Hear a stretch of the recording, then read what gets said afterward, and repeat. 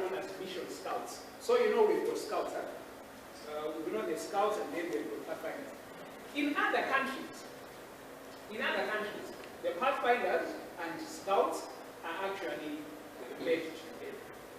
And when I was thinking about this, I was a bit confused at a particular point. Because when we were young, the people used to come and teach us pathfinders. We would sing this song. Some of you may know it, some of you may not. Be prepared is our motto. Be prepared is our AJY for the love of Christ constraineth us. Yeah? So now my confusion was to say, no, the Adventist people motto is not what? It's not be prepared. It's for the love of Christ constraineth us. But the motto for the scouts is be prepared. Yeah? So these are some of the things that you know to say. When you started off and you brought a bit of friction at a particular point, this whole issue about pathfinders. So he decided to start off a formal group and they would have meetings, and he started taking them to do activities outside of just coming to sit at church. Fast forward.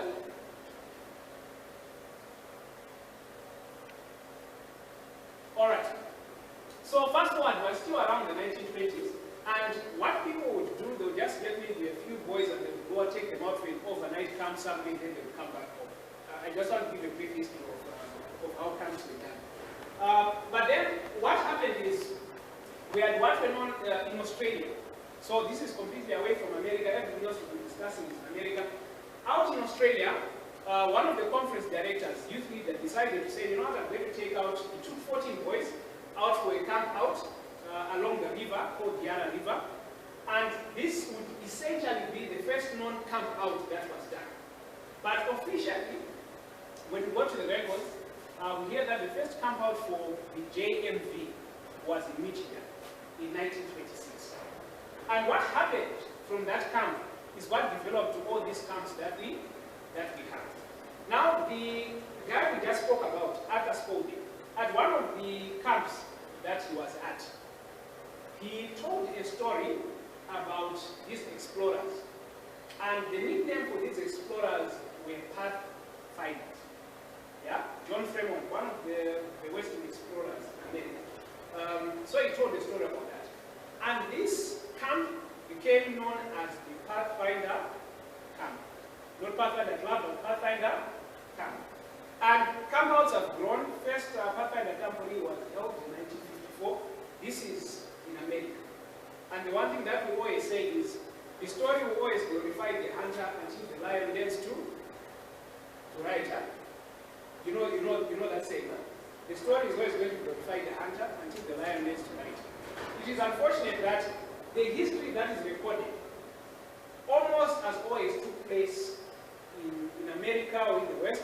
But the one thing that I'm always challenged about is, even as early as maybe the 1950s, 60s, or even earlier, there were people who were here who were doing what? JMV.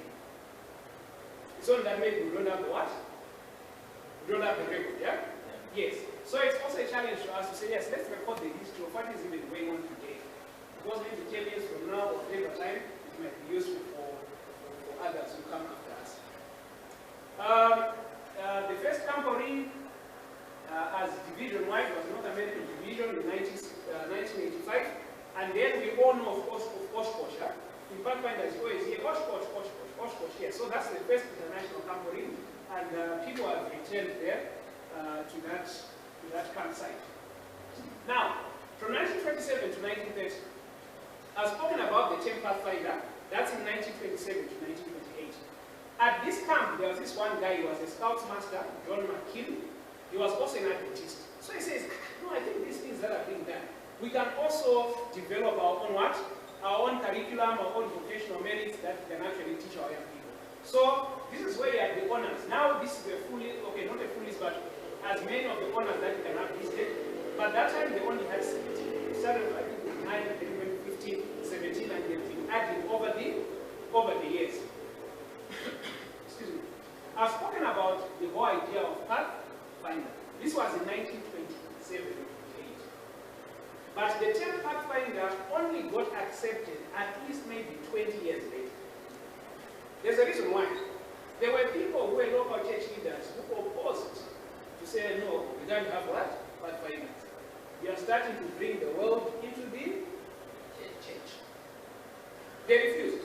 They said, no, you are bringing the world into the church, and these things of yours that you want people to do, they were opposed to all these outside activities that were now being brought forth. That we just we don't know that at some point. People were very much opposed to it, so they actually dropped the name Pathfinder. So from Pathfinder camp, this guy called John McKean, his local club, he decided to call it the Pathfinder Club. But because people were resistant to it, it dropped off. But some still continue to use the name Pathfinder. The formal class structure of the Pathfinder Club was set up in 1931, and it went from BCB to Comrade. And pre-JMV was then introduced. So JMV, as good as what known as our Pathfinders, pre-JMV, which is our Adventurers. And this Adventurer Club was where it started off at BCB. But we did not have these classes at the start. Explorer was only introduced in 1950. Pioneer class, which we know today as Ranger class, that was only introduced in 1970. Voyager class was only introduced in 1982. But before, all you had was friend, companion, comrade, and master comrade. So master comrade was only when you had completed the comrade level, and then there were 7 requirements that you had to complete. Part of those requirements did not include spiritual development and church activity. Those only came in the late 90s, is when those two came about to be. The reason why we present this is for us to appreciate the development of the Pathfinder Club, Adventurer Club, and now, Anthony will confirm, we also now have something that is known as the Discovery Club, where you have early birds, leaf lamb, and all that. Those things never used to be there. So as need arises, we see what's going on in our environment, we adapt to ensure that everyone is catered for. So the very first master comrade was invested in 1931. Before that, it was master comrade. It is only at 1951 that it then became known as master guide. Here in Malawi, we call master guides comrade. But you'll be shocked, you go somewhere else, you wonder what you're talking about. You go somewhere else, you go somewhere comrade. That's how development of the movement has gone in terms of classes.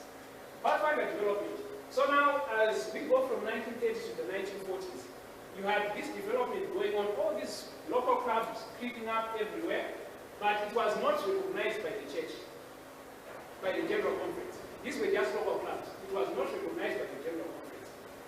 In 1946, before it was even recognized by the General Conference, there's a man known as John Hancock, who later became one of the Pathfinder directors for the World Church. He's the one who designed this. Yeah? The Pathfinder emblem. That was in 1946. In 1948, we had this flag, that's the Pathfinder flag, which was designed. I'm forgetting the name of the lady. It comes back, I'll tell you. And then in 1949, this is where we had the Pathfinder song, which we are still singing up to today. This is just a brief. There is so much about Pathfinders that you can learn or pre-JMV. There is so much materials for the book that is required to be read, the Pathfinder story. So this was the development. Now, it is only in 1950 that the General Conference officially recognized the JMV Pathfinder clubs. Yeah? So from 1907, all these things were going on. It's only in 1950 where they then recognized, yes, this is a Pathfinder club. And they had this man known as Lawrence Skinner as the World Pathfinder Director. We've got all those events that took place. I'm not going to go into detail with every single one of them. I'm looking at the time, I think I have 10 minutes only, 8 minutes left. But basically, these are some of the items that happened during this time. And the Pathfinder Club has eventually developed into a worldwide movement since that time. You've had, of the 5 directors since 1970, only one is from America. The other ones are South Africa, Brazil, Australia, and one other place. But these are all the directors that we have, and they have different names in the different places of the world that you go. But regardless of where you go, they are still pathfinders. There is still uniformity in everything that is done. This then leads, as I close off, in terms of the history. We can go and read up so much. How did we then end up getting to where we are today? Yeah, I'll share the slides and any other material that is there for those that want to go and read on this. How did we then get to where we are today? So today we've got senior youth and junior youth. The history we've been talking about is all junior youth. It's not about that right side. So in 1979, missionary volunteers changed to Adventist youth. Sometimes I struggle with myself and say, why did they change it from missionary volunteers? Call it Adventist what? Youth. I kind of struggle. Say, okay, when someone was a missionary volunteer, already the name told you who you are. You are here for mission. Yeah, as we started off. Adventist youth, yes, it's good, we're all Adventist youth. We still need to remember that we are here for mission. JMV changed to Adventist junior youth. And this is all 1979. And then pre-AJY or pre-JMV changed to Adventurers. But the Adventurer Club only became an independent standalone thing for Pathfinders in 1989. That's not too long ago. Yeah? So all along, it was still part of this framework. That's the reason why we present it as the history of the Pathfinders and the Adventurers, because they cannot be separated.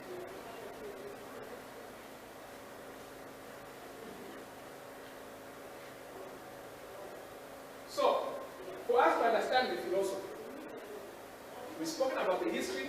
This is the brief in terms of philosophy. What was the philosophy? What was the idea? What was the reasoning behind setting up this missionary society? Number one, to raise the level of devotional life of every young person. Yeah? So no, devotional life, to raise it, to lift up the standard of attainment of youth, to educate and train youth for service, to provide opportunities for outreach and service, teach principles of stewardship, and to lead the youth to discover their individual worth. The font is a bit smaller. I'll just explain. So the philosophy is summarized by Proverbs 22 verse 6, which says, train up a child in the way that he should go, and when he is old, he will not depart from it. That's the basic summary. To say whatever it is that we are doing in terms of pathfinders, it has to do with training up the child. Why is it important? So, as we look at Adventist youth, there are a number of reasons why Adventist youth becomes important, and it is increasingly important for us as youth leaders. Yeah? I will tell you that there, as I go through this, and I will explain as we go along. Increased responsibility because of the breakdown of social what? Social structures. There are certain social structures that used to have that along the or you can say it is a breakdown. One of the items is the high divorce rate. Yes, this is in the West, but I think it's also coming down to our what? To our own particular context. 25% of Adventist homes have a spouse who's not Adventist. Yeah? So it's either the mom who's Adventist, the dad is not, or the dad is Adventist, the mom is not. That's 25% of Adventist homes. Even in two-parent homes, people are so busy. They're at work and all this. They may not have enough time to train their children. And this is the reason why we as a church have that responsibility. Us as youth leaders. I'll tell you the reason why this is very important. I think I lived for 4 years with just my dad, and you'll just be at work.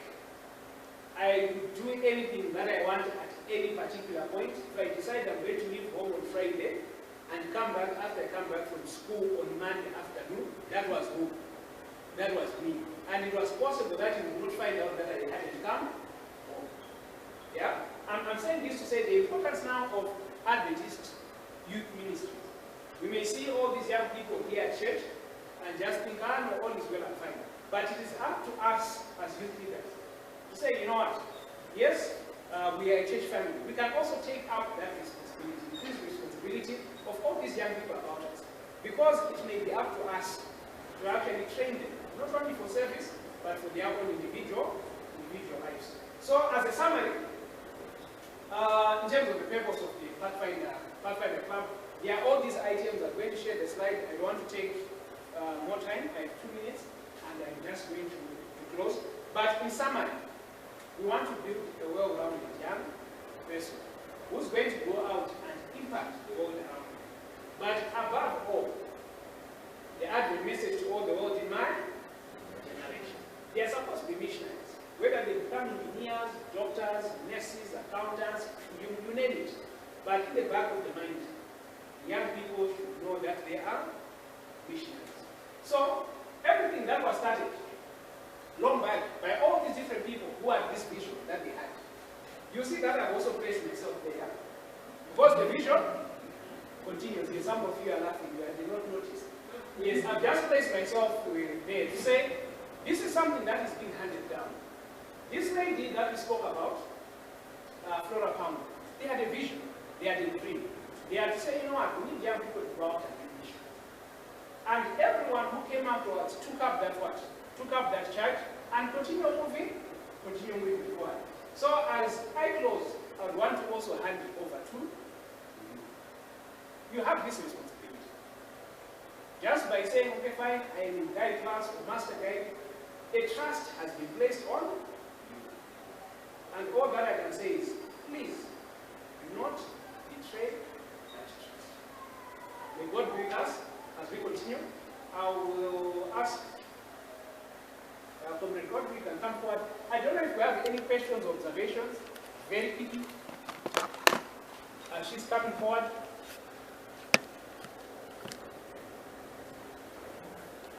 If you need the notes, I'm going to, I will circulate additional reading that is there.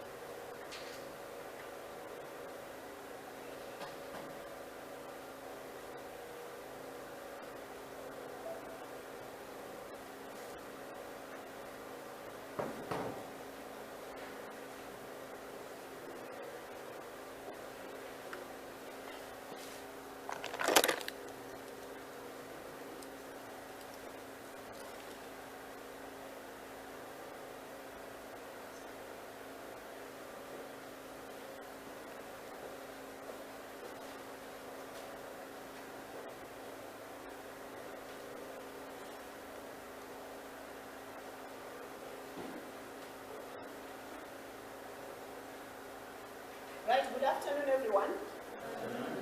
Okay, while the technician is setting up, I'm sure we can still start. Thank you, MG Colgan. I'm sure that takes us to where we are now. He has spoken about why the Pathfinder Club was established. I'm sure we also have the adventure staff in here, those who work with adventurers, isn't it? And some are in the guide class, some are in the master guide class, and they would want to work with adventurers. So we also have the adventurer club started at some point. I'm sure Comrade Kwoge maybe one day will also come and tell us about the philosophy of the adventurer club. But he has said something very important. He said the reason we are here is so that we train up the child. So our purpose is to train up. And training, it takes a lot to train up a child. So we are going to look at child development. Why do you think it's important for us to know about child development as staff who are going to work with children? Why would it be important? Is it important at all? Or maybe this is just a waste of time, we don't need to know about them, we can just work with them? Is there any importance in it? What's the importance? Let's talk. So that we know how to handle them. Yes. So children at different ages, they have got different characteristics, they behave in different ways, and we need to be aware. Some of us have got children, we are already aware because we have experienced some of these things, isn't it? Some of us don't have children, and we may want to know. Some of us are still young, we are yet to experience, but we are all interested in working with children. And some of us have children, but we still don't understand these children and some of the things that they do, because they are all different. In one family, you may have children who behave differently because they are all individuals. But we would find that generally we have things that are common, or maybe that are expected of certain age groups. Although you may have some children who don't behave like that in those different age groups, but they are expected to behave in a particular manner, just like an adult. If you are an adult, you are not expected to go outside and play with toys, are you? Because it's not a behavior that is expected of you, but you have some who do that, isn't it? It happens. But so we are saying different children behave differently. Now, in child development, those who study child development, they believe in different stages of development in a child or in an individual. When a person is born, they grow in different stages or different levels. They can call them planes of development, or stages of development, or planes of development. And basically there are 4 planes of development. And these are in 6-year periods. For example, a child who is born from 0 to 6, they've got their own characteristics that they've been grouped. So these 4 planes, you'd find that we've got those from birth up to 6 years, that's one plane, or that's one stage. Another stage is for those children who are 6 to 12, and another plane. When I say plane or stage, don't get confused, it's one and the same thing. Yes. So 12 to 18 and also 18 to 24, those are the ones who we are going to talk about. I'm sure the ones above 24, I don't know if you can still put them under our care, but usually no, isn't it? With us, we are going to deal mainly with up to 24-year-olds. Yes, there are some guys like in here, I'm sure there are quite a number who are over 24. Yes, young at heart. But I'm sure the purpose why we are in that guide class is so that we can deal with those. 50 to 70. 50 to 70 days to say these are some of the children that we need to deal with, isn't it? And yes, we do deal with them, don't we? We do. So those are the the 4 planes that we are going to talk about. And these stages of development, we are saying that when somebody grows, they follow a distinct path for them to reach a clear goal. And these planes of development, they are characterized by what we call sensitive periods. So these sensitive periods are a particular interest that you find in each stage, a particular character that you actually find in each stage. So those are the particular sensitive periods. And usually you'd find that if one stage is completed successfully, it leads to the success of the next stage. So, or to that preparedness of the next stage. So if a child has been well groomed in their early childhood, it means they are well prepared for the next level or for the next stage in life. They are in preschool, and if the preschool has been done well, they are now well prepared for primary school. Isn't that so? And if primary school has been done properly, that child is well prepared for secondary school. And if secondary school has been done very well, that child is able to go to university. But if secondary school is not done properly, what happens to that child? Their chances of going to university are very slim, isn't it? So basically that is what we are talking about. And you'd find that within one sensitive period, so within one stage of development, there are also subdivisions of 3-year periods each. For example, from 0 to 3. Those are younger, they've got their characteristics that may be a little bit different from those who are from 3 to 6, because they are a bit older. Their needs are also a little bit different from those who are 0 to 3. So basically you find that in the first half of each stage, there is that rapid development that happens, which is so significant, which you can actually see. And then when you get to the second one, it slows down a little bit, but there's still development going on. So those are the planes of development that we are going to look at. And now let us look now at each stage. Stage number 1, which is from birth to 6 years. These are the infants, or we can call them infants or early childhood. So this is a very important stage. Why are we saying it's a very important stage? Because that is where the individual is formed. The character of the child is formed at that stage. Now, the child has got what we call an absorbent mind. So if I have a sponge, I have a sponge here. So with this sponge, what will happen if I put it in water? It absorbs water. It even gets heavier, isn't it? It absorbs water because it has been put in the water.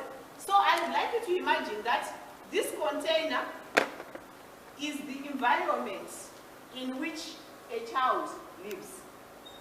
Now this is the child. Now this child is staying in this environment. If I were to put coloring in this water, what will happen? Suppose it was red color. This sponge also becomes red. Why? Because it has absorbed the water or the color that is in there. So this is what happens to a child in an environment. They will absorb at this stage. A 1-year-old child doesn't talk really, isn't it? But they can see things happening. And whatever they see is what they believe is the way to live. They take it in, so they absorb it. If in the family, parents are fighting, they will learn that this is the way to live. They will not speak, but they will absorb it. So, when we are dealing with children, even if they are as young as James's child, she sees what happens, she absorbs it, it stays in her. She's not able to show because she's not yet at that level where she can show what she has learned. She cannot communicate what she has learned, but she has absorbed. So, that's why we say this is the most important stage in the formation of an individual, because that is where their minds are absorbing everything. Even the words that we speak, even the tone of our voices, you'd find that they'll grow up to speak that way, because that is what they absorbed, even if they are watching television. I had a certain child in class at one point. She had very good English, and you would wonder where she got it from, as if she stays in the UK, but it's because she did a lot of television watching, and that's where she absorbed everything. The time she started talking, she was just talking like the Americans, and yet she has never been to America or anything. And the parents were wondering, say, we don't even know where this child got this type of accent from, but they got it from the TV, because they were absorbing every single thing that was getting in. Now, as they grow, the water that they absorbed, or whatever they absorbed from the environment, it will come a time where they squeeze it out.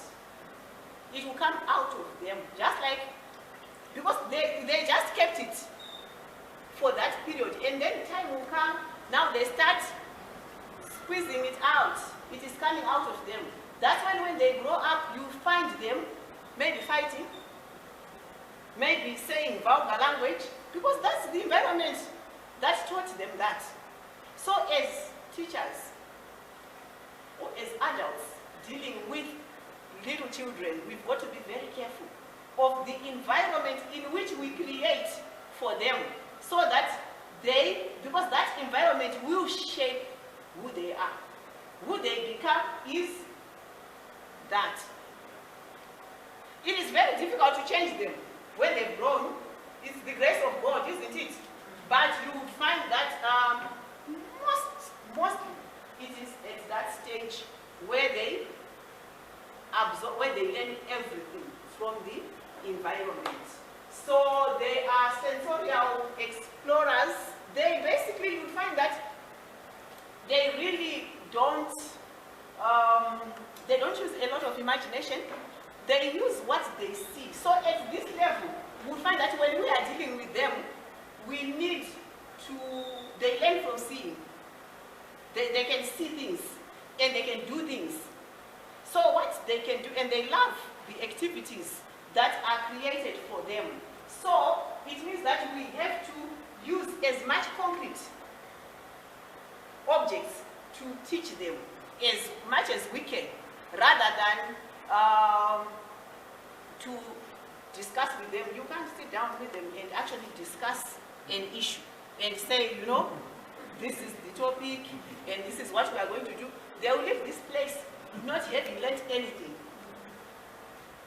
If we want to talk about a car, we can bring a toy car. They will understand what you are talking about. But if you try to describe to them, to say this thing is like this, using words, we might waste time.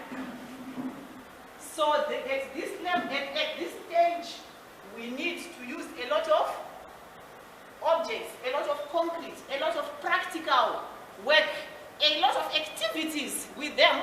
Whenever you can teach anything, by the way, you can teach anything, any topic to these children as long as you are doing it practically. Even if it is a complex topic, it can be taught. As long as you bring it down to their level and you do it practically, they will learn from that practical. I hope it's making sense. Right? This age group also loves singing. They love singing in that age group. So they learn also through the songs that they sing. I'll tell you, I personally learned a lot of Bible stories without actually reading the Bible. Before I could even read the Bible, because of the songs that we used to sing.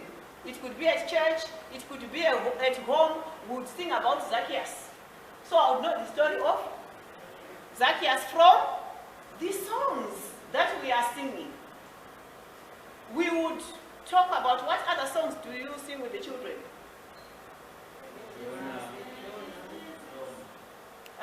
The baby Jesus. So they know about the baby Jesus in a manger or wherever through the songs that we are singing. So this is a stage whereby we do a lot of concrete teaching, we do a lot of activities, they color, they do all sorts of things that will make them remember. So when we do things practically with them, you'd find that they will remember more than when we tell them. So make them do things. Make the teaching very practical. That way, they will enjoy it. Any questions on this one before we move on? And by the way, at this stage, they are egocentric. I think at that point, we also need to be aware. They just think about themselves. Nobody else. Everything belongs to them. Even if it is yours, for them, it's theirs. Right? So they think about me, myself, and I. No one else. And sometimes they may see somebody, maybe you've got a chitenje that you are carrying that you are using to carry your baby. Because their mother has got a chitenje like that, it's theirs. There is nothing that belongs to anybody else. They don't think about anybody else, but they think about themselves. So basically, that is about that stage. Any questions on that stage before we move on? Yes.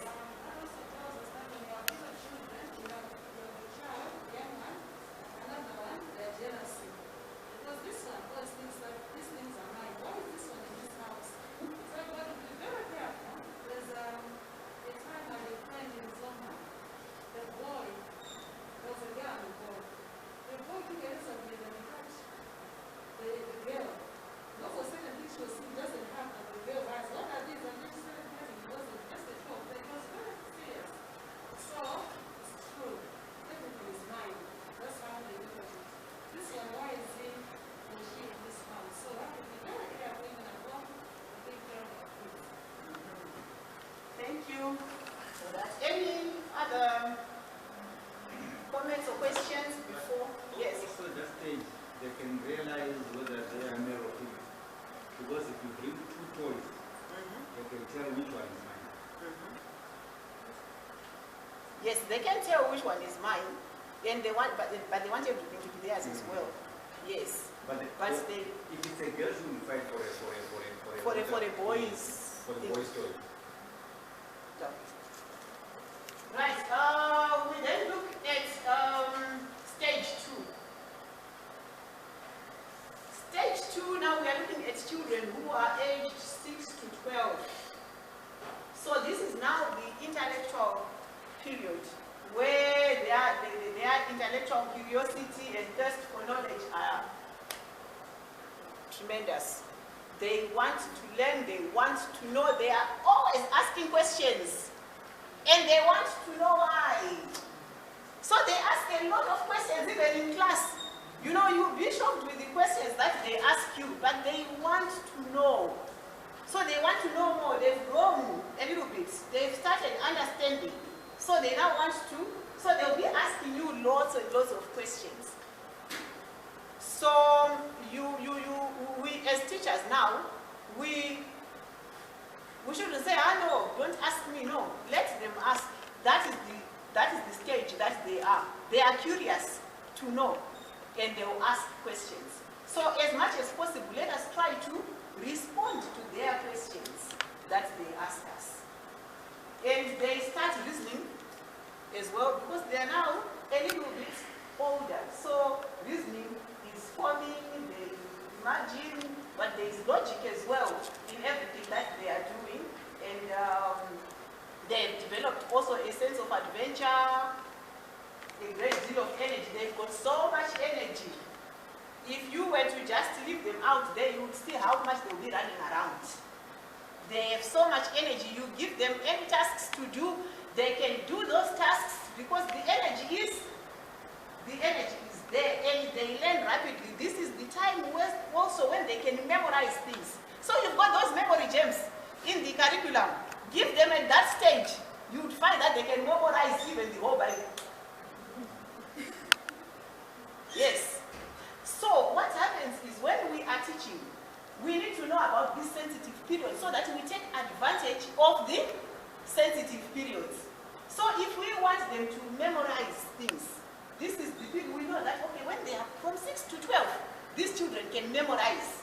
And therefore, we should not miss that opportunity to make them memorize things in the Bible.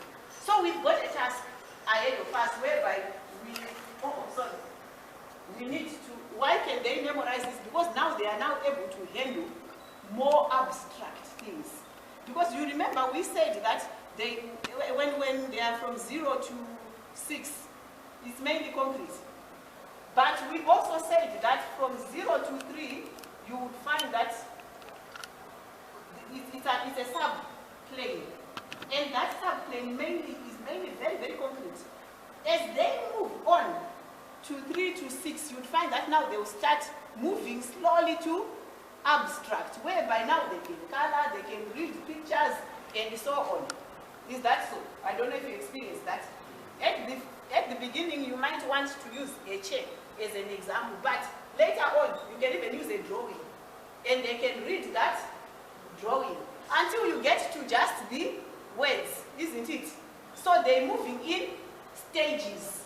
So at this stage now, from 6 to 12, they are now becoming more abstract. So they can read things and even imagine things, and they can see things in the brain without necessarily seeing the real object.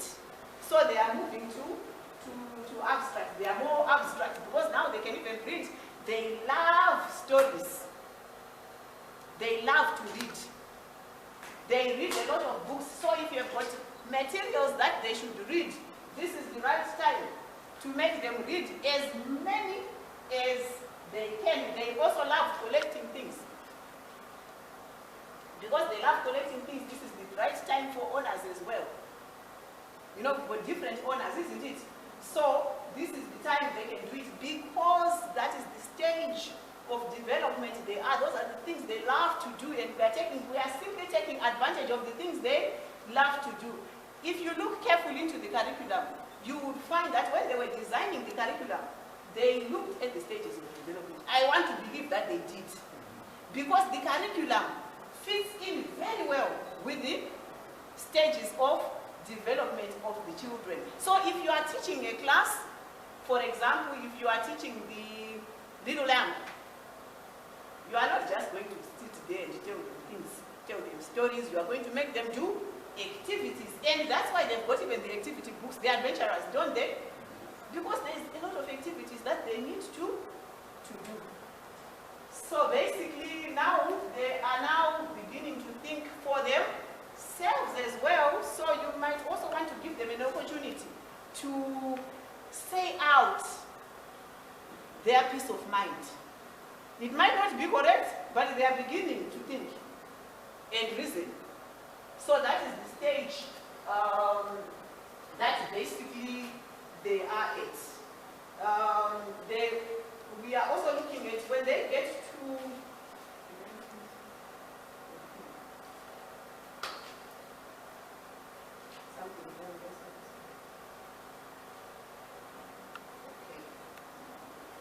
right, we did talk about we are still on the same child, the same stage.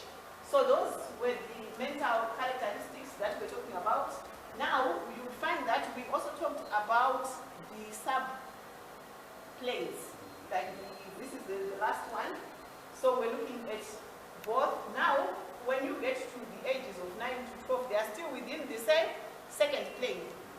Like if you look at them, we said that they are people who can run around it a lot. This is the healthiest period of their lives. They seldom fall sick, those children. I don't know if you've observed it. But when they were young, 0 to 6, probably you were in the hospital for quite a lot of times. But now, because they run around, they keep fit. They are energetic, so they keep fit, and sickness is seldom. And their body and mind are now well balanced for coordination, so they can match. That's why you find that with Pathfinders now, this is now the Pathfinder age, am I right? Because if you look at that plane, the one that we have left is basically the adventurer age. Now they develop, while in that same plane, they now develop to the Pathfinder level. Now at the Pathfinder level, you find that now they are now fit, they are now well balanced for coordination. If you tell them left, right, they can do left, right without problems. But if you tell an adventurer, march, left, right, you know, even if you say slow march, they'll be, you know, and it will take very long for them to get into church, isn't it? When you are doing the activities. But that is the age. They are not yet very ready for that marching. I'm sure before now, the marching used to be for Pathfinders only. Am I right? It was for Pathfinders. Why? Because of that coordination. Because they are well balanced. They will not easily fall. But the adventurers, if you are not careful, they will trip and fall. So you've got to be careful even when you are doing these activities with them, and look at the age group to say, what age group am I doing these things with? Are they ready for those activities? So we are talking about the body and the mind well balanced for coordination. So this is the time. Pathfinders, lots of games. Those children need to be engaged in a lot of games, marching, and all that. They need that because they've got the energy for it. And I'm sure, I think we starve them of this, don't we? But they need a lot of it. So probably when we are planning our activities as a club, we can consider them as well. And by the way, they will actually enjoy church more when these activities are also present in their curriculum. Because this is now time for them to socialize with one another. And that is also part of them loving to be here. It's because they are also enjoying it. There is fun also in these activities. So they love that. And when we look at their social characteristics, you will find out they begin, like I was saying, that they love to come here for games. They are not playing alone, isn't it? Unlike at home where they maybe it's just them. But when they come here, they are friends. You know, their social interaction, it also improves.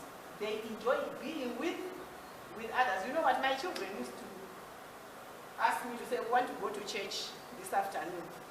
Then I'll ask them, but there is no activity at church. Then they'll say, we just want to go and chill. So for them, church was a good place to go and chill. Because other friends will come, and you'll be surprised that there will be quite a number of them. If you go to church on that Sabbath afternoon where there are no church activities that have been planned, but you go and then you take them there, you find that there are many. They've tried to organize themselves to say, let's come and chill here. So it means that we are the ones starving them, but they see the need to be there. Even if there's nothing to do, they would rather be there and chat. But we need to create an environment whereby if they are not able to organize themselves, they can still come for something to church. So they want to, that social development, yes, been improved, and they want to be with their peers. But then one thing that you should know, usually you find that at that age, usually girls are with girls, boys are with boys. They are not yet at that stage where they normally mix. Usually it's just boys on themselves, girls on on themselves as a group, and they enjoy being there, and they learn through teamwork as well. They do a lot of teamwork. They want to work in groups and so on. So if you have units, you've got units in Pathfinders, isn't it?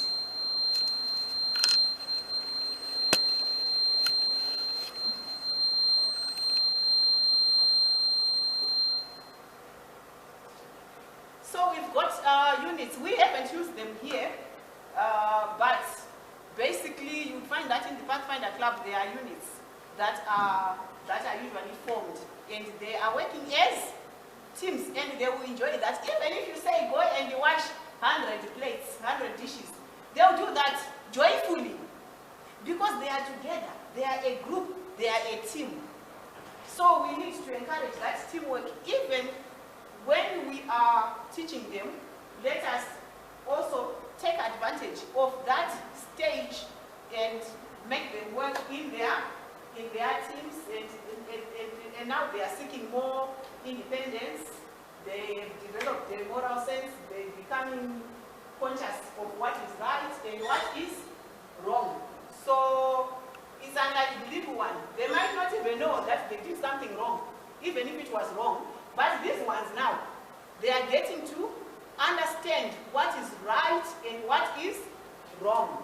So that is the social characteristics. Now, the spiritual characteristics. These children they have a keen interest in spiritual things and in the work of the church. At this level, you find that they enjoy it. Give them little tasks in church. They will joyfully do those tasks. They enjoy them. So I'm sure as leaders, as teachers, if we've got our classes, we can even go to the Sabbath school superintendent and say, my class would like to take Sabbath school. I'm sure the Sabbath school team would be wanting people to come and do the tasks. And those children will actually enjoy it very much at this stage. And by the way, you remember we talked about the first play. And we said that they absorb from the environment. And if in the environment they started in, there was a lot of church going on, this is the time that they are bringing it out. So if in the home we were having prayers, it could be in the morning worship, the evening worship, they will enjoy actually that is because they were absorbing that, and to them that became a way of life. That is what they believe is supposed to be done. At this stage now, that sponge now is being squeezed. So the water now starts to come out, and you see it there when they are now enjoying the spiritual things. When we say they don't always enjoy, by the way, they enjoy spiritual things if you taught them at the first stage. I hope that is making sense. That's why we said that the success of one stage leads to preparedness of the next stage. So because in the first plane, we prepared them to love spiritual things. So this is the time now when these spiritual things will now come out. And what now we need to do is to now nurture them. So even if you give them work at church, they will enjoy doing it. And it doesn't matter even what type of work. Do you know you can actually ask them to come and clear that ground there where there are those stones. Those children will come and clear them. Joyfully. To them they are doing work for the Lord. So these are the periods that we should take advantage of and act accordingly. So in quite a number of countries, maybe I'm not so sure about here in Malawi. I know here at Kabula Pioneer, it might not be correct that this is the peak of baptism, is it? It's not. Is baptism at peak for that age here? No. Preparing. There will be. But normally, baptism from 4 years. Yes. Whatever, whether it's in the Sabbath school, class or whatsoever, this is the time we should be starting decisions.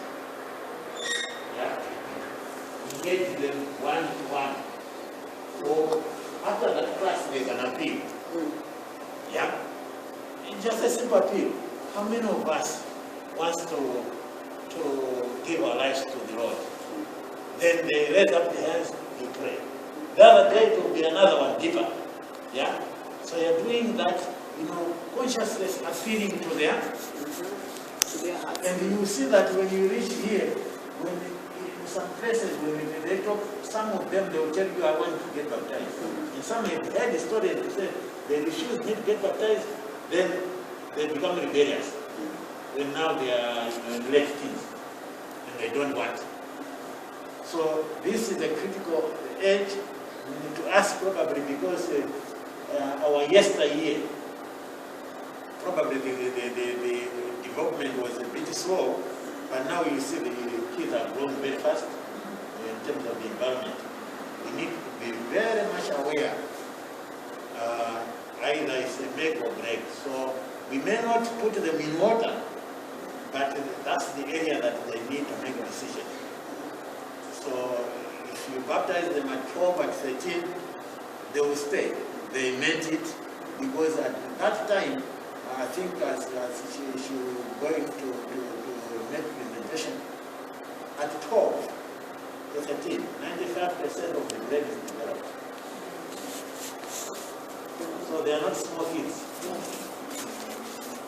So whatever you do, they are able, that's why they challenge you. They ask questions, the why intellectual. She had said that that's where the intellectual development takes place. So we need to take advantage. If you are teaching in Sabbath school, those ones are doing ingenium, as you are doing heritage, it's decision making. That class is decision making. Those of us who are in Pathfinder, 10 years above is decision making. Don't take them that they are here to play. They are here, it's a mission. Decision for themselves, for the Lord, and for them also to be used as also what? Instrument for witnessing to other people. They will enjoy it. They will enjoy witnessing. They like witnessing activities. Thank you. Yes. So they do love witnessing as well. I don't know how many times we go out, or if we ever go out with these children. Yes. As elderly people, we are so, ashamed to go to get the sites to know the Lord. It was an excitement to go into Blantyre town to give tracts. And they would love it. So that is what they love in that age. So if you are teaching these children, take them out, go witnessing, they will joyfully do the witnessing. Even if you are just following behind, those children will approach people. And I remember they were finishing their tracks, and then they would come and look for some more. But adults would be... So ask them, people now you conscious well inside. These kids now were there, they approached this guy, they approached the Mwinyi guy, and they were there. I said, yeah, within a short time they finished the class, they said, let's go and get other. Coming to them, they enjoy every moment of it. So this is the time we are supposed to take advantage of those sensitive periods and make them work for Christ. And they, by the way, in Pathfinders, we've got awards for honors, for example. Even for witnessing. They know that they can get awards, isn't it?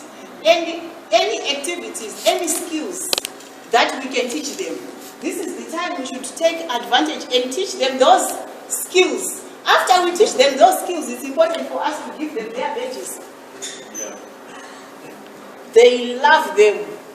They love them. And when you put them on the sash and they wear a sash with a badge, oh, it is something great to them. And that motivates them to keep doing the things that they are doing. So basically, they are easy to instruct in religion.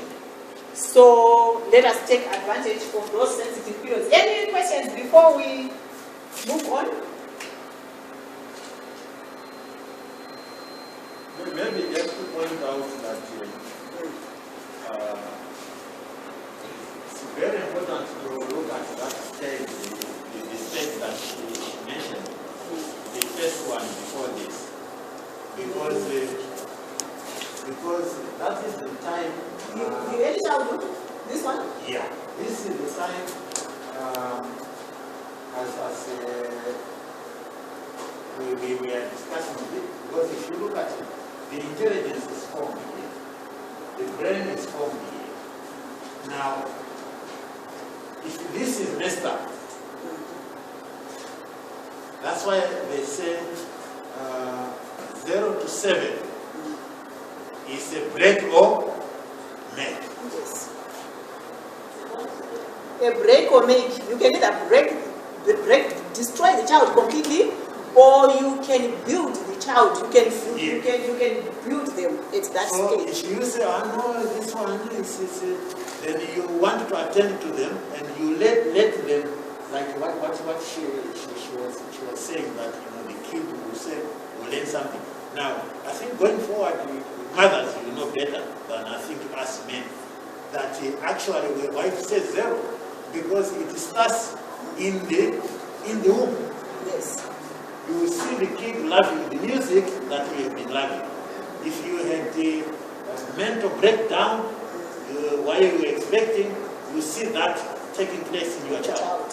So you can see that from that 0 to that age is because that's where intelligence and the brain develops. So we need to be careful for the success of that later stage we talked about. For them to make, you see like the slowness sometimes in the child. Others are moving very fast in this child because there were issues, yeah, in the first stage. Yeah. Because that's why we are saying that this one is characterized by the sensitive period, which includes the intense need for order. Even if a child is supposed to be ordered, it starts at that age. Just teaching them to take their plate after eating and put it in the sink, it is part of developing that order. And they develop it at that stage, the refinement, even language, the way they will speak. It is from that stage, 0 to 6. So that's why we're saying it's the most important stage, because that is where the individual is formed in every sense. Right? Any other?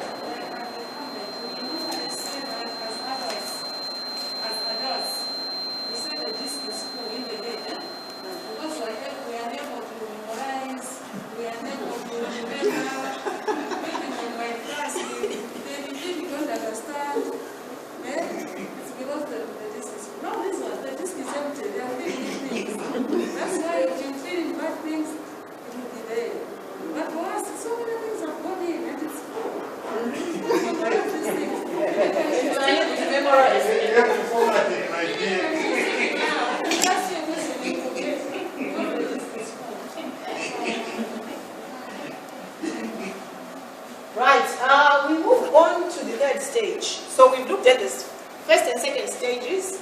Now we move on to the third stage, which is ages 12 to 18, and this is the adolescent stage. Now this stage is not an easy stage for parents and for teachers too. Because this child, it's they are going through a transition period. And that confuses them a lot. Some get confused, some are built up. So it is a stage where we have to be very, very careful.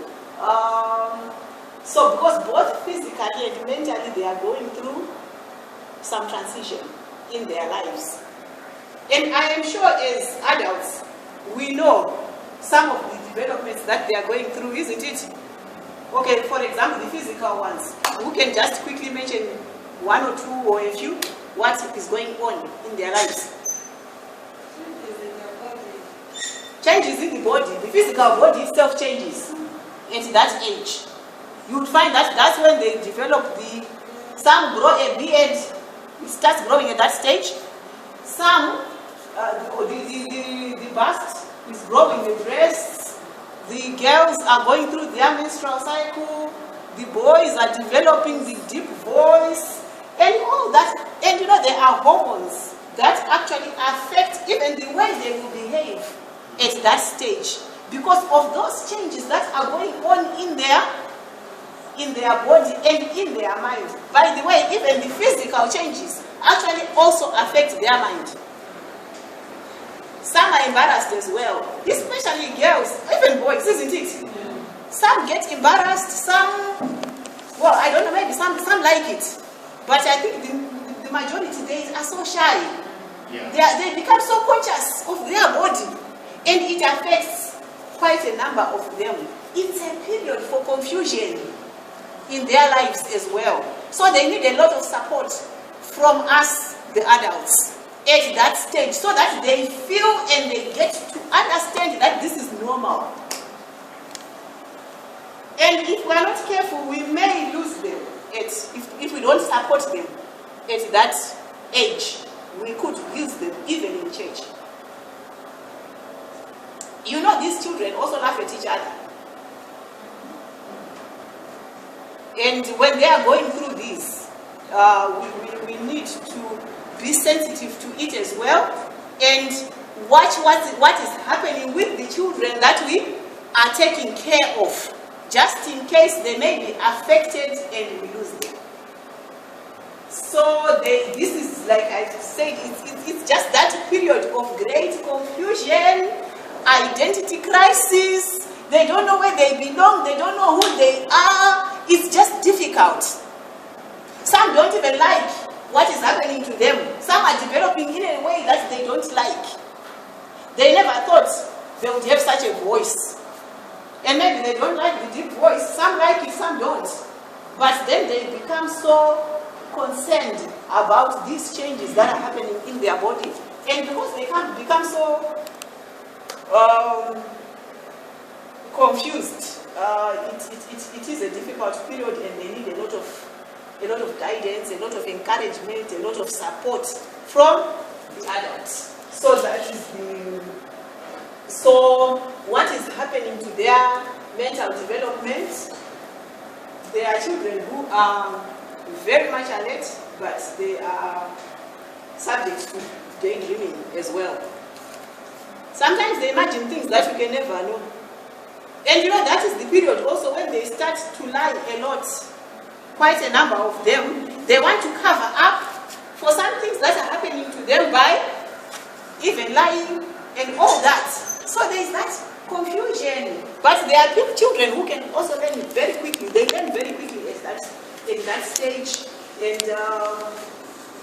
they are very critical in thinking. They will not just accept what you tell them readily. It's not everything that you tell them that is correct or that they believe is true. They are children who will want to analyze what we have said.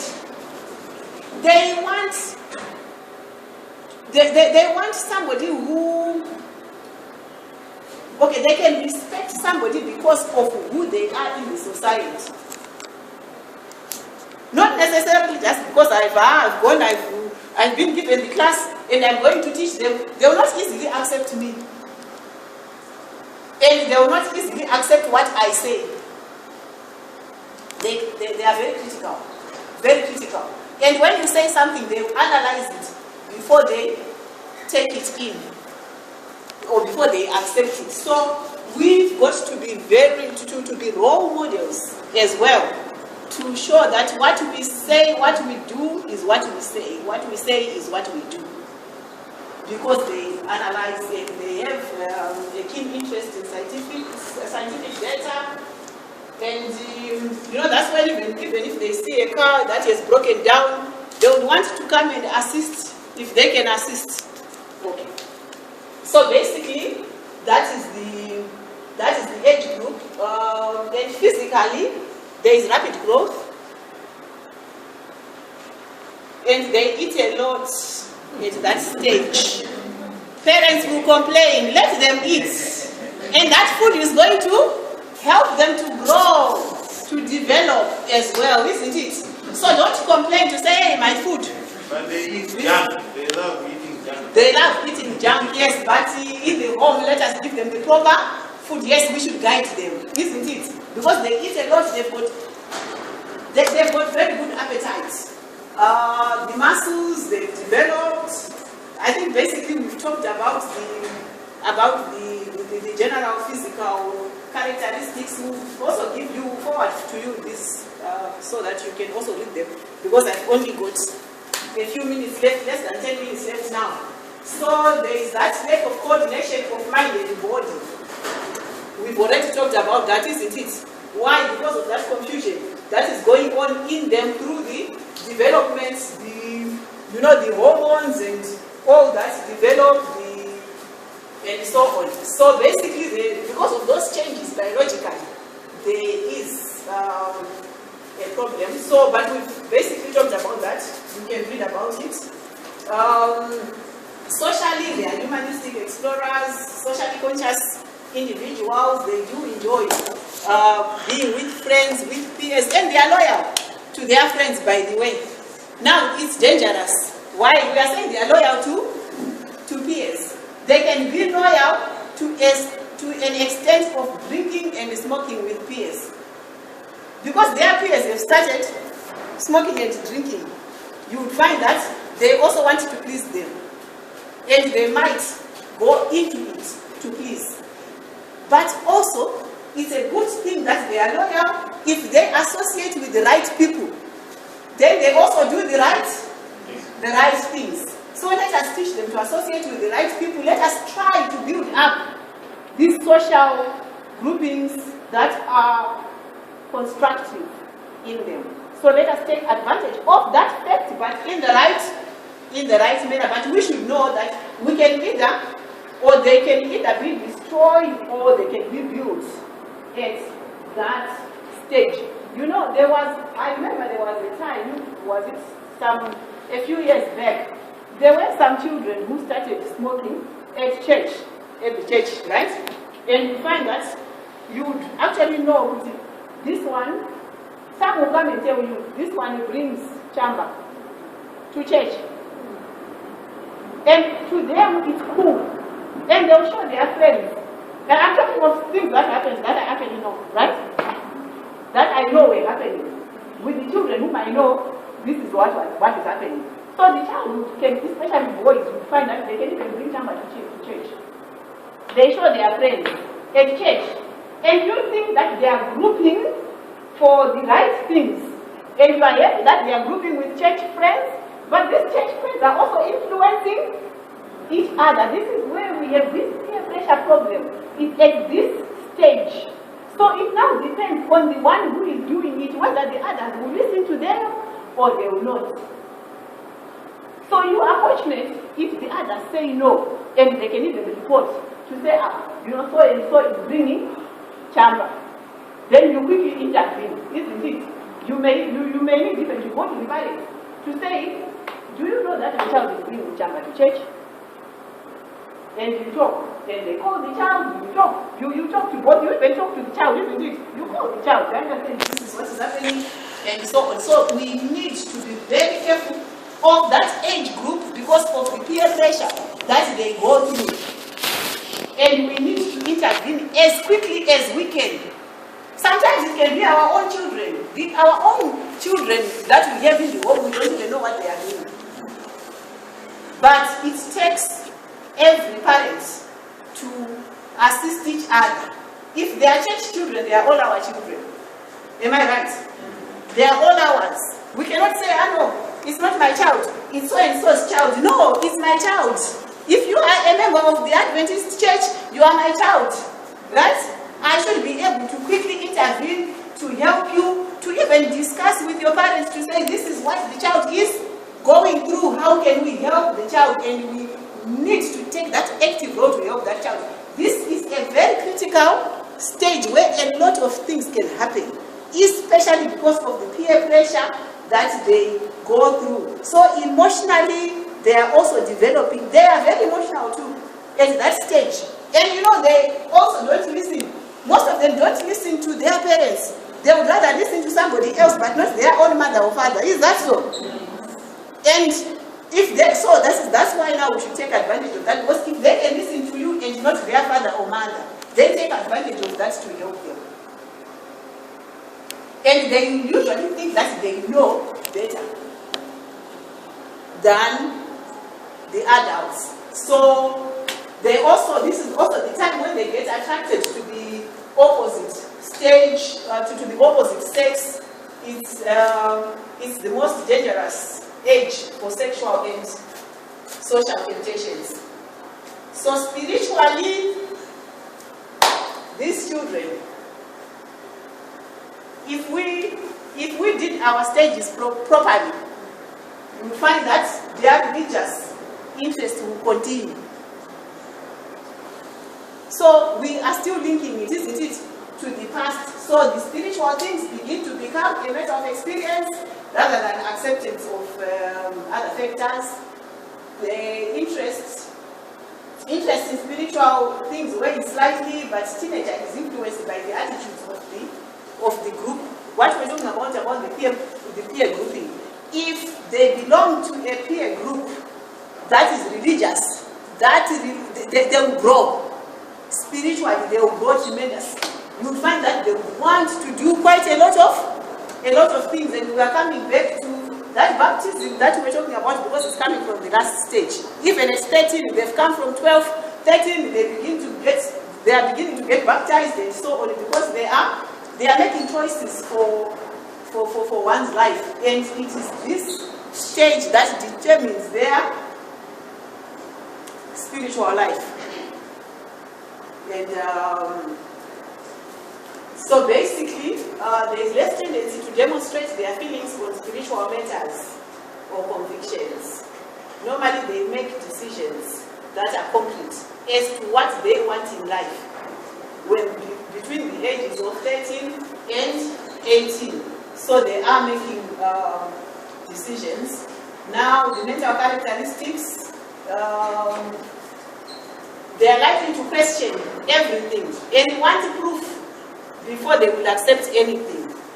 So you need to prove it that this is correct to them. Without proof, they are unlikely to accept that what you are saying is the right thing.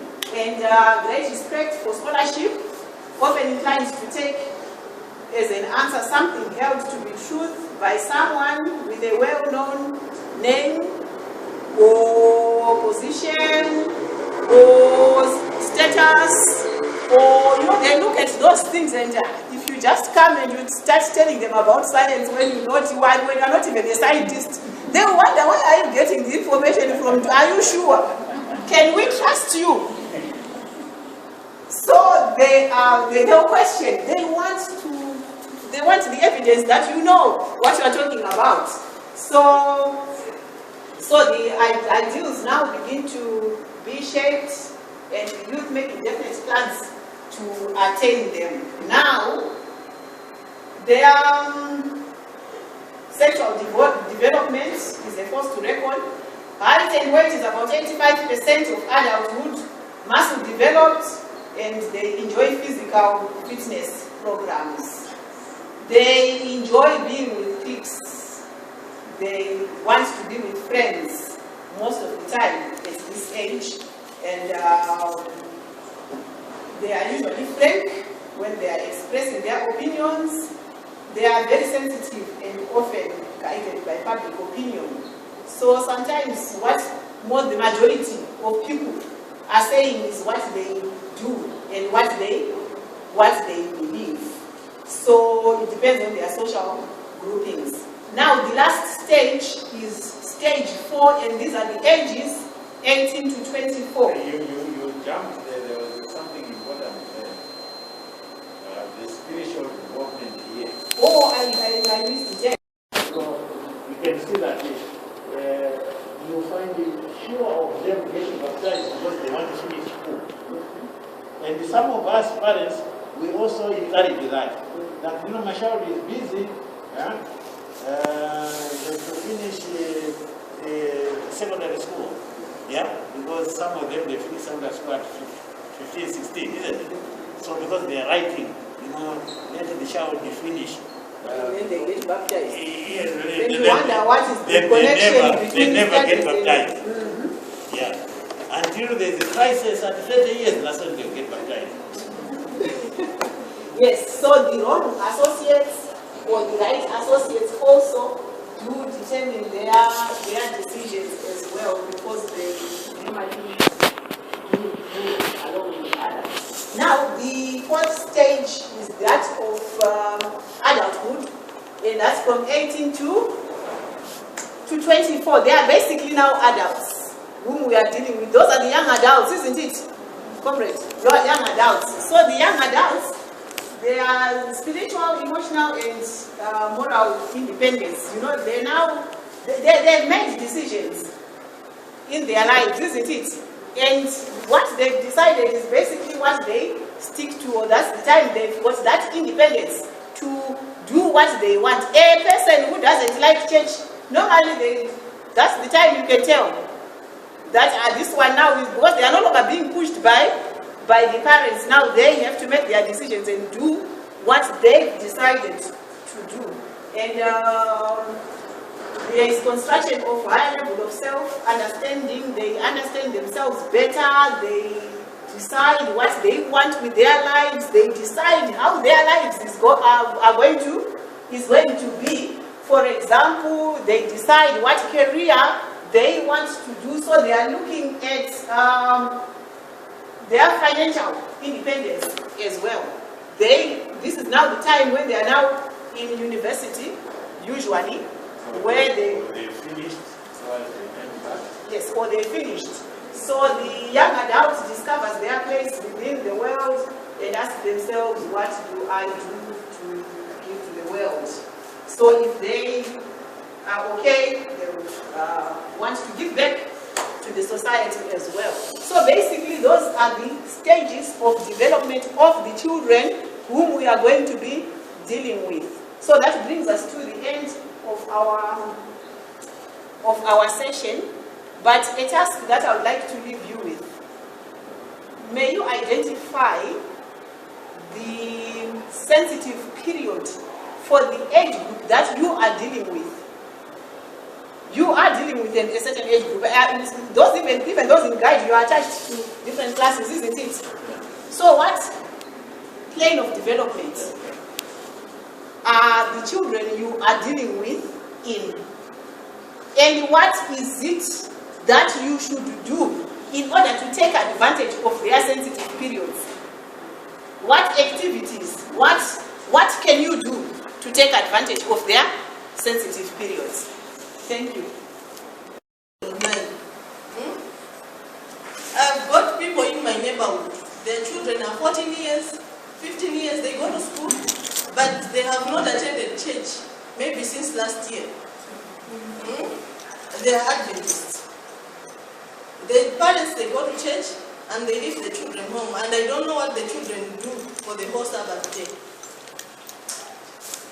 Okay. We have to be thinking about them and praying for them as well, because they are our relatives, aren't they? So I'll take you through CRAP organization.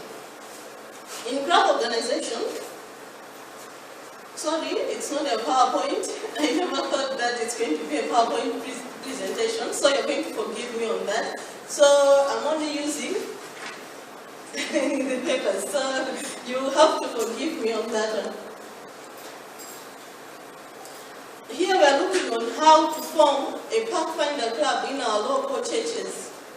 Here at Pioneer, we have already formed a Pathfinder club, but at times you maybe you might have gone to another church where you have not found a Pathfinder club, and you know the importance of the Pathfinder club, and then you may want to organize a Pathfinder club. Or else, this module is also going to help us that we may also look at our Pathfinder clubs and see maybe where is it that we are not doing properly, that we can improve, and how we can also help in some other functions.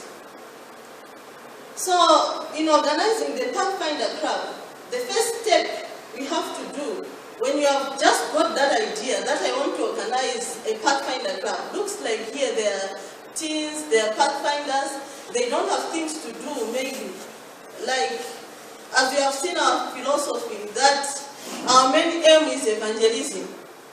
That the Pathfinders, the youth are not taking part in evangelism, and then you have seen that, and then you want to help in establishing the Pathfinder Club.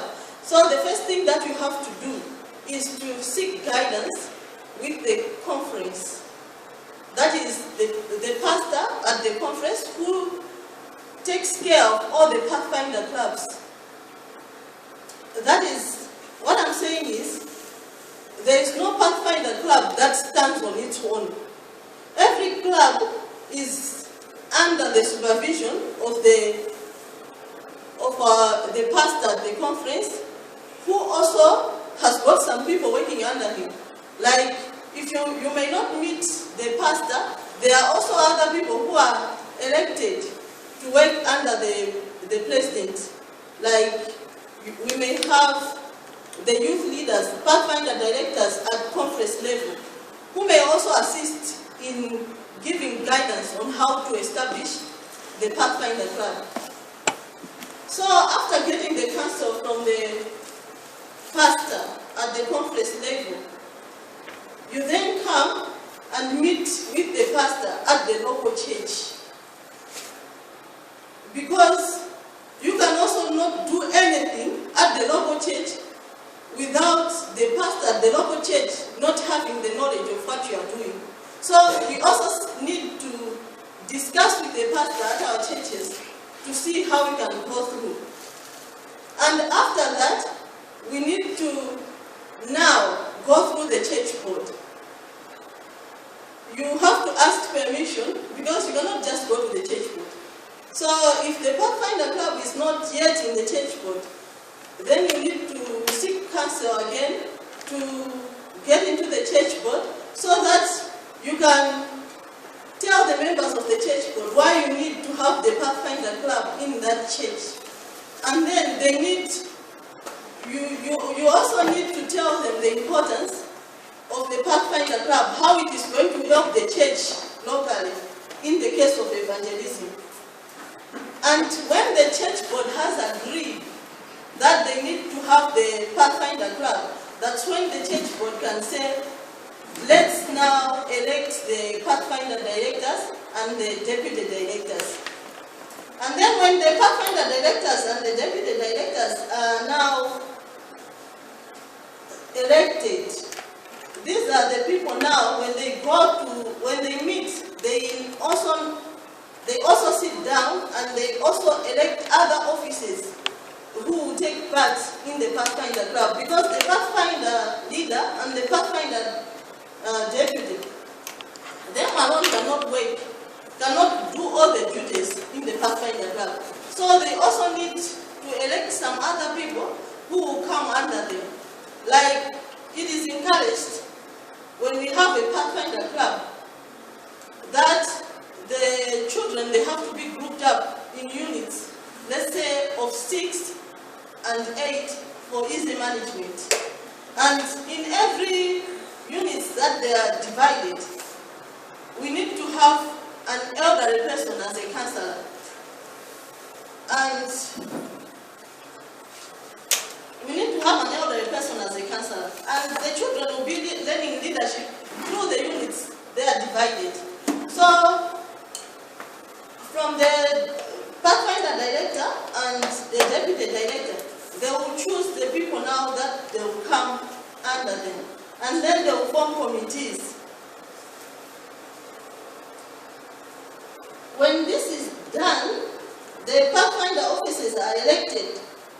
The next step that is coming after it, the Pathfinder leadership, they have to make a program for the Pathfinders. This is before they have invited the Pathfinders to the Pathfinder Club. So the Pathfinder leaders, they need to make a program for the year, so that they the Pathfinders can use. And then this program is presented to the church board. And after the approval for the program at the church board, the Pathfinder Club need to be advertised. And we have got a duty to advertise the Pathfinder program. I was asking my students in class at one of the sessions, I just got interested to ask them that why is it that you joined the Pathfinder Club? And then you can guess most of the answers that came from there. They said, we're just sent by our parents. They are not there because they are interested with the Pathfinder Club, but they are just sent. I think it was only one in my class. It was only one who said, because I have got interest in witnessing. So I found it proper that it is better I join the Pathfinder Club so that I should better do with my witnessing program. But the rest of the kids, they said, we're just told that today there is a Pathfinder meeting, you have to go. But we really need to advertise the program. After doing the programming, we need to advertise. So there are other ways which we can advertise the program, which other people, they use writing letters, personal letters, just as we do when we have got a wedding. We send invitation cards, yeah? We send invitation cards to the people who want to attend our wedding. So we can also send invitation cards to the parents whom we want the Pathfinders to send us. We can identify the Pathfinders using the classes, the Sabbath school classes. You can even see every time there are a lot of kids in the morning, which in the afternoon they are not there. So it is our duty that we can use those classes to invite the Pathfinders. The other thing that we can do is to visit the homes of the Pathfinders. As leaders, we are supposed to actually know the homes of each and every person. So, as we said, the Pathfinder director cannot know the homes of 50 Pathfinders in the club. So that is why the Pathfinder Club is grouped in units, so that in those units there are counselors. The counselors, they are the ones who are going to be responsible to be moving around to know the homes of the people who they are dealing with. So after we have advertised the Pathfinder program, we are normally running in a calendar. You know, our Pathfinder program, we run it in a year. So we are normally running in a calendar. Like we have got the first 3 months for registration, right? And then, after the registration, I've always seen it in the manuals, but practically I have never seen it. So it's becoming difficult for me to say it. There is an enrollment night. I don't know if you have ever done it, but we don't do it the night, we do it the day. No, it's not induction. It's not induction. It's Enrollment. enrollment night. Yes, our colleagues in the West, they do it at night. Yeah, where they will bring the youth like a social meeting where they do the enrollment. This is when we are closing the registration. We have advertised everything, and then the kids have registered, and then we say we want to do an enrollment night. So to us, we can have a contract, an enrollment contract, and all the kids in that age only. Yeah. And then when we have done the enrollment night, it means we have closed the registration now. And the people who would have registered by that time, they are the students that we are going to have. So they are saying, before the enrollment night, we can also do a guest night.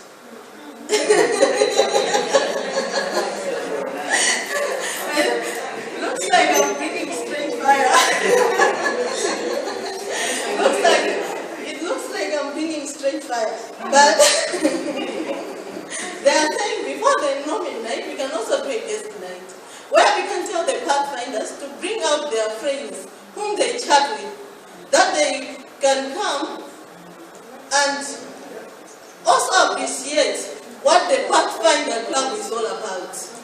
And then when they bring their friends to that thing that we call the guest night, as you have said, we can do a potluck, so it can be a guest lunch. So they come, they appreciate the Pathfinder Club. We can also invite them to join the Pathfinder Club. That means the Pathfinder Club is not only limited to people of our faith. It is also open to other children in other denominations. So when we do the guest lunch, the guest night, we can also invite all those people to join our club. Maybe just a comment there. We may feel that this is wasted. We had a colleague, we felt maybe our colleague was out of his mind the way he was doing his things. This other day, we were literature evangelists, student literature evangelists. We are busy concentrating on doing literature evangelism. Our colleague is busy organizing a two-day camp out, which will start on the evening, that is Friday evening. And what we do, he goes to UNICEF, gets the funding, he goes to the radio, and he calls anyone, not just the members of our church. I tell you, we saw people coming, people driving into our church on that Friday evening, we had never seen. I mean, they came in the oceans and all their things. No, it was not. The kids, the parents came and to drop their kids and do this enrollment whatsoever. If it's well organized, as long as you leaders will just control, put people in the units, they came there, I could see Adventists resisting. But, you know, the Adventist youth resisting to see at their camp out, they got some people they never thought they would help. But I tell you, it was a wonderful weekend. On the Sabbath, it was full, not with our people, but people of other churches. And our young men stood there preaching. That time was in Standard 7. We stood there preaching, and people enjoyed it. We were with those parents when we had campfire on Sabbath night, Saturday night. They were there with us and they didn't want to leave. And they enjoyed having even their own kids leading out in some of the activities. So you can see that if we well manage this thing, they are a witness to.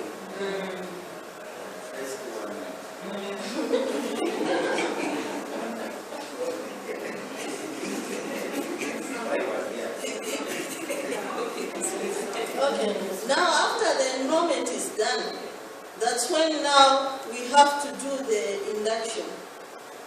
That is, the children now, they need to,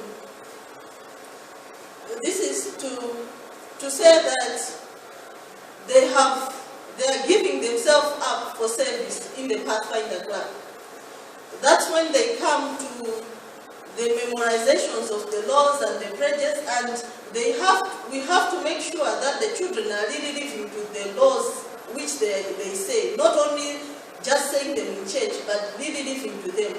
That's why the home visitation is also very important, because when the counselors visit the homes, that's when you can know the real behavior of the children that you are dealing with.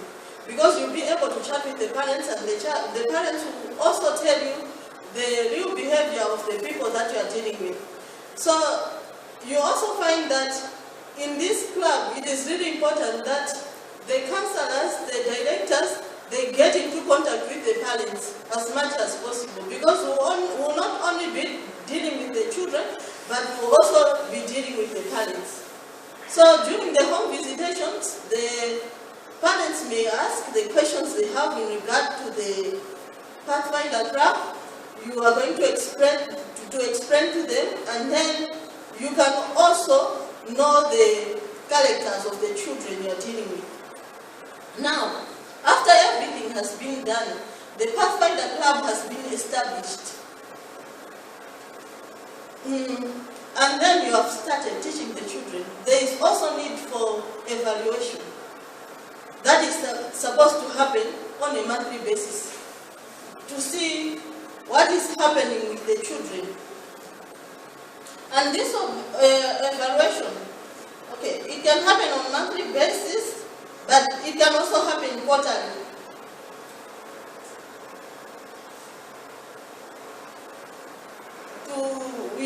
To evaluate what the children are learning in the Pathfinder Club. You can also evaluate the attendance and everything like that. Now, in my presentation, I've skipped the Pathfinder committees that will be formed after the directors has been chosen, and because I think that will be done under club leadership. I've also skipped the duties of officers and staff that will be chosen. I think that's for club leadership. And there is also an area of Pathfinder area district coordinator that as we are doing the Pathfinder Club, it should not operate on its own. Like here we have Pathfinder Club at Pioneer, and we have our mother church Kabula, they have got a Pathfinder Club, so we also have to cooperate with Kabula to have another Pathfinder leader, like Pathfinder area leader, which is also will also be dealt with under club leadership, I guess.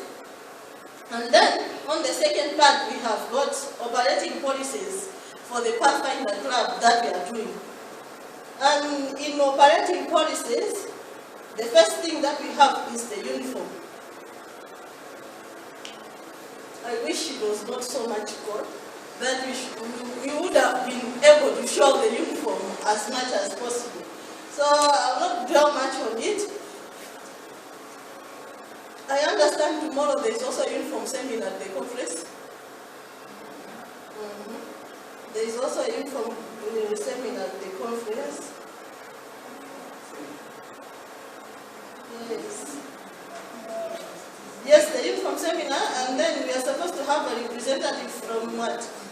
From a district, and they tell us that we are supposed to have recommended tellers. So we are going to learn of the recommended tellers. We need the recommended tellers. So I hope we are going to hear from there the recommended tellers that we have got, and then we are going to abide by it, so that we may have the same uniforms and what have you.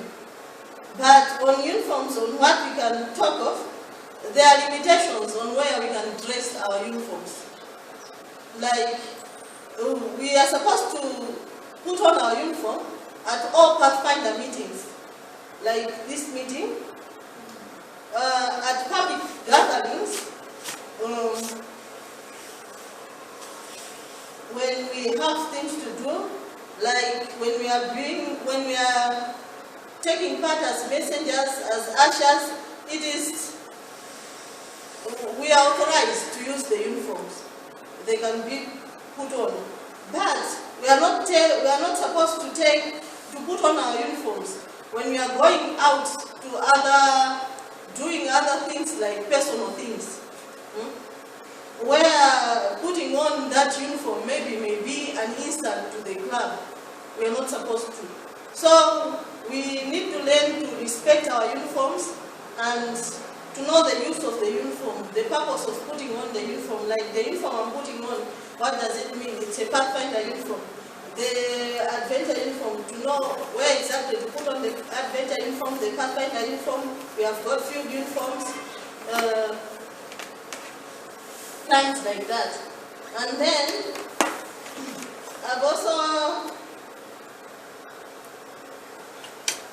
also skipped on the seniors. I think we may find that better when we take the Pathfinder manual to see on the seniors, because there are other times that people, they just go to the field office just to get the seniors, and then they just put them everywhere in the uniform.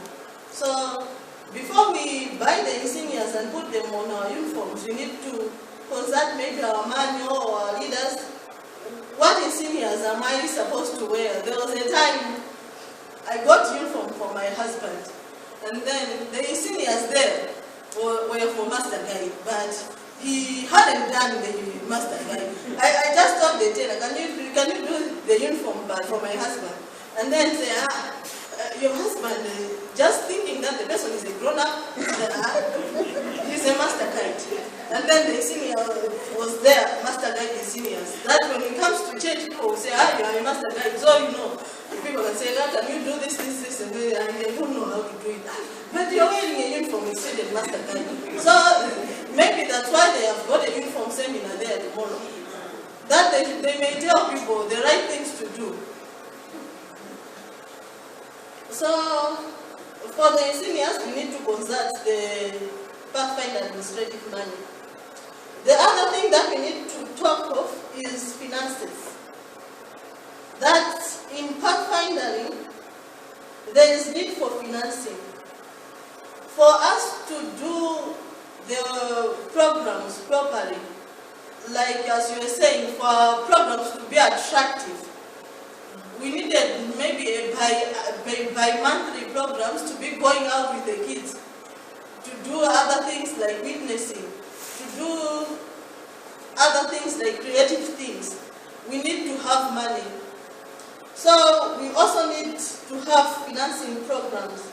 So when we are arranging the financing programs, there are other things that we need to look into when doing our financing program, because there are other times that we may organize a financing program, but we may just make the whole thing like the Pathfinder Club to look like something for collecting money.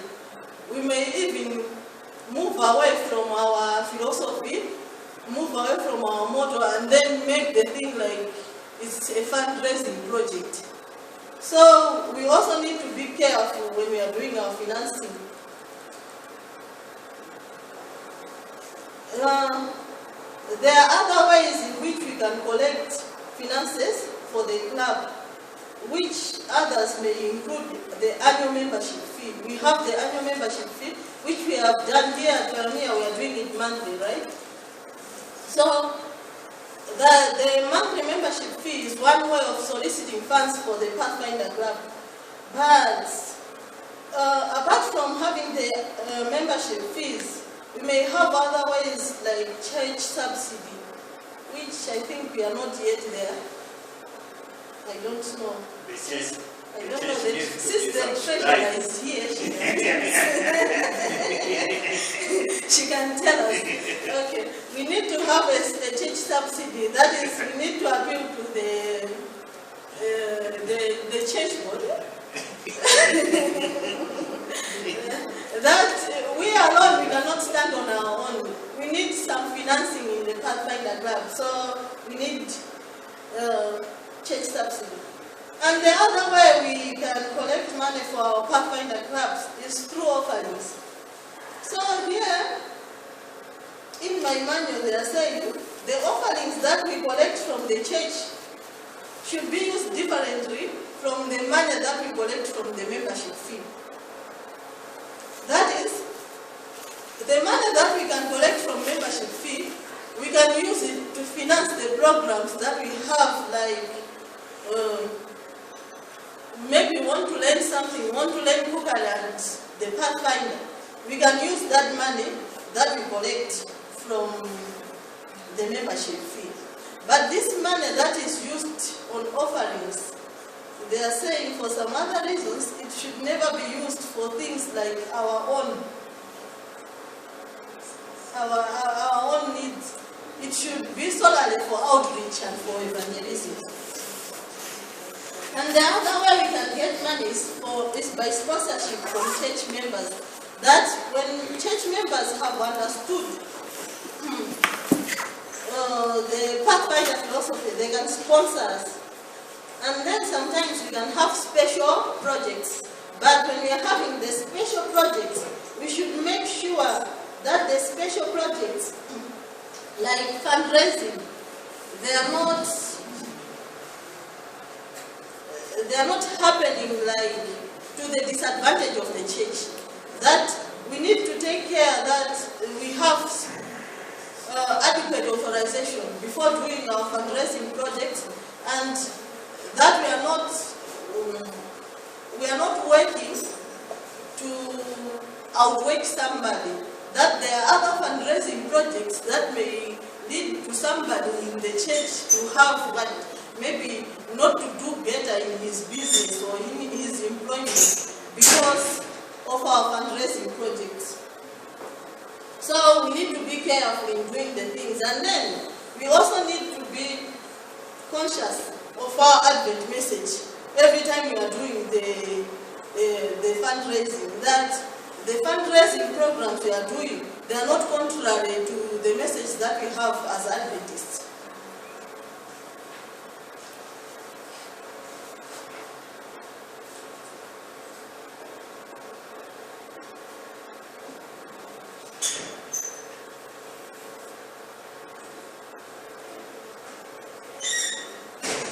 Okay, so the other thing I wanted to speak on was on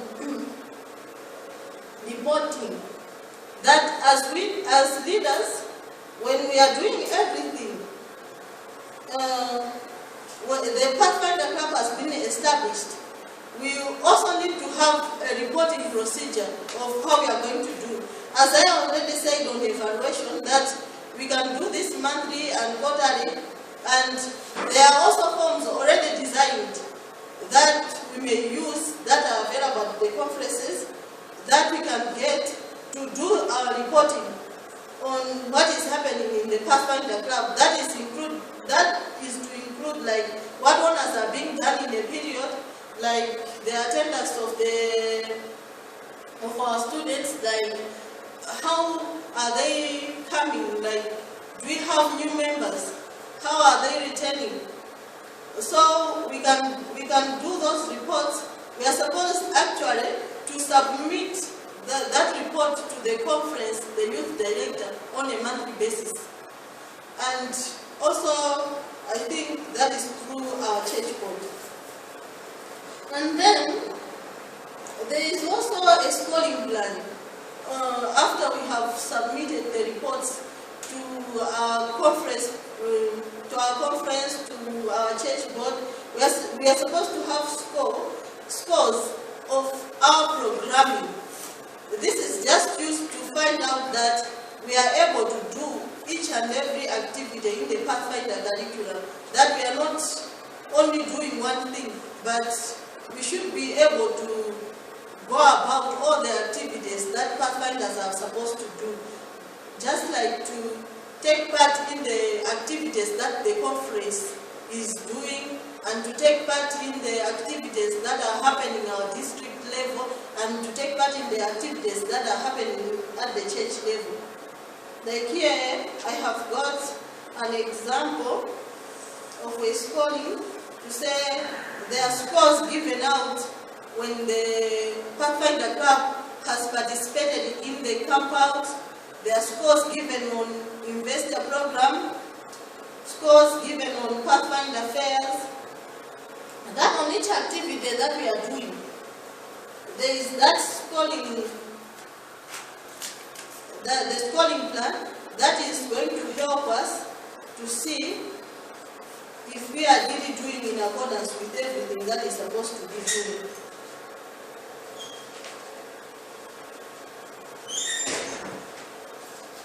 I think that marks the end of my presentation. It was a very short one. I don't know if you have got any questions or additions.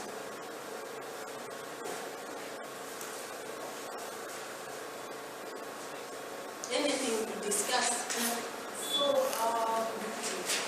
I think it's important for us as master guides to know that if we were to move from here where there is already been organized Pathfinder Club, we can go to a church even if we are new.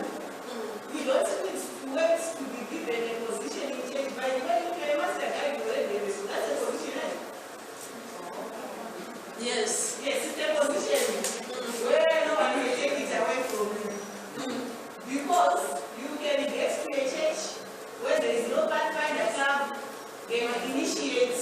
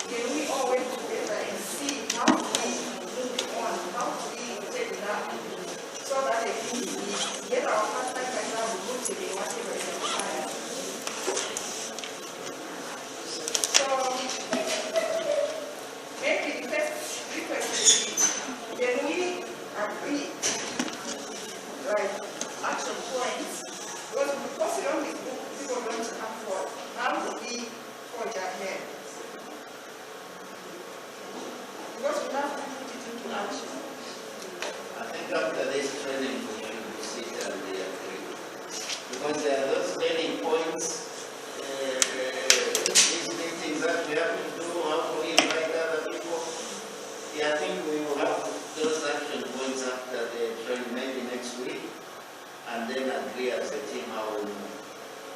Yeah, because there have been suggestions that have been put on the WhatsApp group and the very few coming. But I think the training has also helped us to come together. So I feel your question will be answered well when we complete where we say, now what's the way forward? Yeah, how do we deal differently now that we've gone through these sessions? Sure. I think, okay. And also, I also think that the leaders, because unfortunately here it's somehow organized, but yes, there are things that need to be put in place. Maybe the leaders can lead us into probably those activities or those things that need to be done. But the problem that maybe our leaders may face is us not coming forth, us not accepting to do the things. I think that is the main, that can be a major problem. So we need to give ourselves to the service. Once we are master that, we should be ready to do whatever we have to do. So if the leaders say we want counselors, and they come to you to say, we like you to be a counselor, you should be willing to say, yes, here I am sending you. So that's what I think might be a problem. Even on the forums, I do see that leaders ask questions. They put things on the forum, you know. If we don't answer, not at all. So it's like we are leaving them on their own. It's not possible for them to work on their own. We've got to support them. When they put something on the forum and they want things to move, we should be able to respond. But if we just keep quiet, what is it that we want them to do? We ignore completely. So we put them in a very difficult, very awkward position. I think from there, I'm going to pass it back to the leader. We all know that there is a job to do here, and I'm sure we are all willing to assist in any way that we can.